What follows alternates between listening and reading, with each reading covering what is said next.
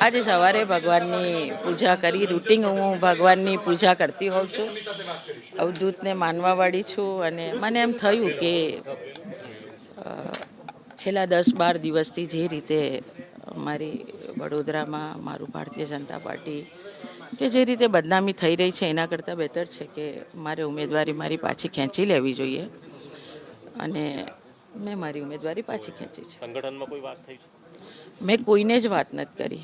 મારી પાસે અહીંયા ભરતભાઈ શાહ આવ્યા હતા, એમની આગળ મેં મારી ઈચ્છા વ્યક્ત કરી. એમણે પોતે મને બહુ જ સમજાવવાનો પ્રયત્ન કર્યો. એમણે એવું પણ કીધું કે પાર્ટીમાં વાત કરીએ આપણે, તમે આવું ના કરો. પણ મેં એવું કીધું કે ના, મને નથી લડવું. મને પ્રધાનમંત્રીશ્રીએ 10 વર્ષ વડોદરાની સેવા કરવાની તક આપી અને મેં સમર્પિતતાથી સેવા કરી છે મારી વડોદરા લોકસભાની.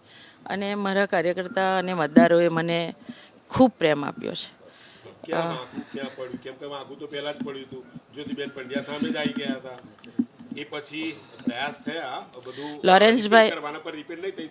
લોરેન્સભાઈ, વાંકુની જે કંઈ ચાલી રહ્યું હતું એ આપ મીડિયાને પણ ખબર છે, મારા વડોદરા લોકોને પણ ખબર છે કે સદંતર જૂઠું ચલાવવામાં આવી રહ્યું છે, બધાને ખબર છે. તો એમાં મને એમ થયું કે રૂટિન રોજે રોજ જ્યાં સુધી હું ચૂંટણી લડું ત્યાં સુધી આ જ આવ્યા કરે, એના કરતાં બહેતર છે નથી લડવી. તો મેં મારી ઈચ્છા વ્યક્ત કરી કે નથી લડવી. ના, બિલકુલ નથી, બિલકુલ નથી. હું બિલકુલ સ્ટ્રોંગ મહિલા છું અને સ્ટ્રોંગ મહિલા તરીકે આજે હું નિર્ણય આવો કરી રહી છું. એટલે બિલકુલ મારી આંખમાં આંસુ પણ નથી. અને મારી ભારતીય જનતા પાર્ટી અને મારા પ્રધાનમંત્રીશ્રીનો ખૂબ આભાર માનું છું કે મને 10 વર્ષ મેં વડોદરાની સેવા કરી અને આજે બી મારી પાર્ટી મને નથી કહેતી કે તમે પાછું લઈ લો. હું મારી જાતે મૂકી રહી છું. વડોદરાની સેવા કરવાની બીજા કાર્યકર્તાને પાર્ટી ચોક્કસ તક આપે, પણ હું ચૂંટણી લડવા હવે તૈયાર નથી. પક્ષે તો મને આપી જ હતી ને, પક્ષે ક્યાં મને નહોતી આપી. પણ ના ના ના, મને નથી લડવી. પક્ષે તો મને આપી જ હતી, પણ મારે ચૂંટણી હવે નથી લડવી. સારું ને, મનાવે, એમાં શું છે? આટલા દિવસથી વિપક્ષ અને જે કોઈ જોડાયેલા એ જશ્ન મનાવતા જ હતા ને, તો વધારે મનાવે એમાં મને દુઃખ શું કામ થાય? મેં તો સામે ચાલીને કીધું છે કે મને નથી લડવી. તો જી, મારા લોકોએ મને બહુ પ્રેમ કર્યો છે અને હું પણ મારા લોકોની વચ્ચે રહી છું. એટલે ચોક્કસ મારી પ્રજાને એવું હશે કે મારી બેન 10 વર્ષ સેવા કરીને ગઈ, એટલે મારા લોકો ખુશ છે મારી સેવા. હું સામેથી એવું કહું છું મને નથી લડવું, તો સામે કોણ નામ છે એવું તો હું કેવી રીતના? અને મને પાર્ટીએ કીધું નથી કે તમે ટિકિટ તમે મૂકી દો, નહીં લડો.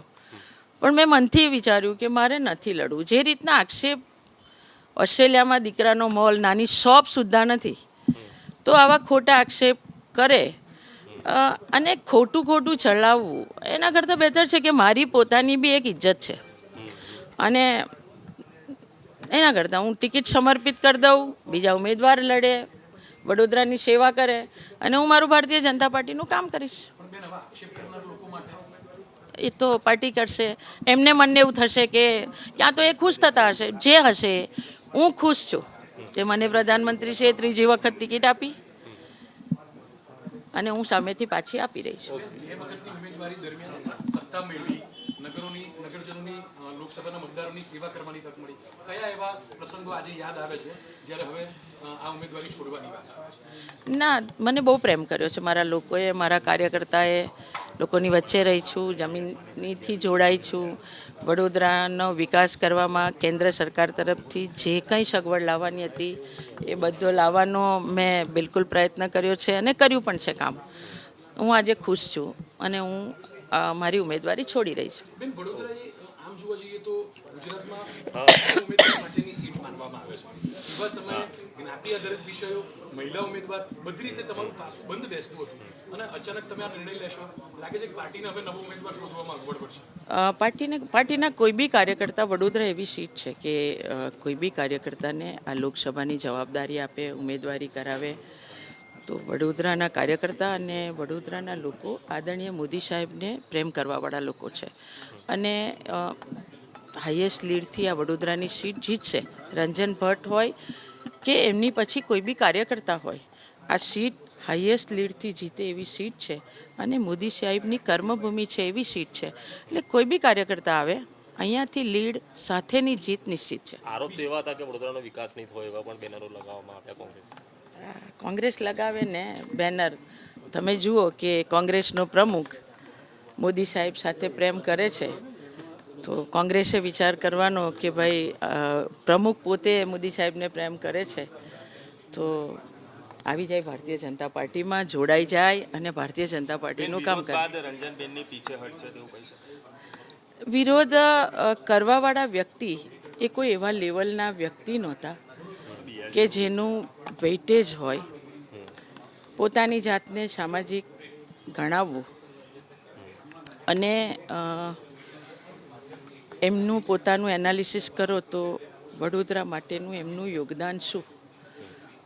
પણ એક મહિલા, તમે બધા છો ને, તમારા ઘરની કોઈ બેન દીકરીને કોઈ બી વ્યક્તિ ગમે તેવું બોલે ને, તો પરિવારનો કોઈ બી નાગરિક એની સામે અવાજ ઉઠાવે.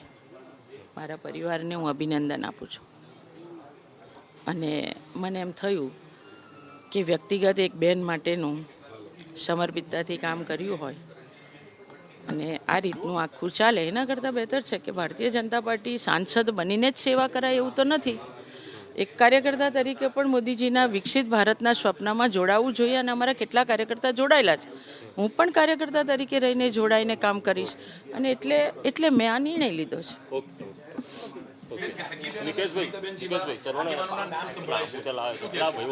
કોઈ બી બેનનું નામ હોય, ભારતીય જનતા પાર્ટીની કાર્યકર્તા છે અને એ કાર્યકર્તાએ પણ પાર્ટીમાં કામ કર્યું છે, તો પાર્ટી કોઈને બી આપે.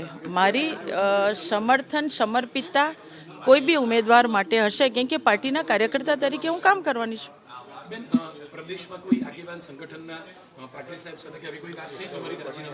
કોઈની સાથે મેં વાત નથી કરી. મને નથી પાર્ટી સાથે સૂચના આવી કે નથી મેં કોઈ સાથે વાત કરી.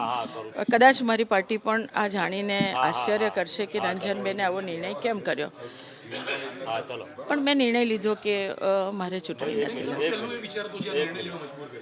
કોઈ વિચાર નહીં. મને એમ થયું, મારા અવધૂત પાસે બેઠી હતી ને મને એમ થયું કે બહુ થઈ ગયું હવે 10 દિવસથી જે રીતના બદનામી ને આ તે કરવાનું, જેને કોઈને આ બધું આવડે છે. તો એક મહિલા તરીકે એક લિમિટ હોય, તો સેવા તો કરવી છે ને વડોદરાની, તો સાંસદ તરીકે જ સેવા થાય એવું તો છે નહીં. મોદી સાહેબના પાર્ટીના કાર્યકર્તા તરીકે પણ કરાય.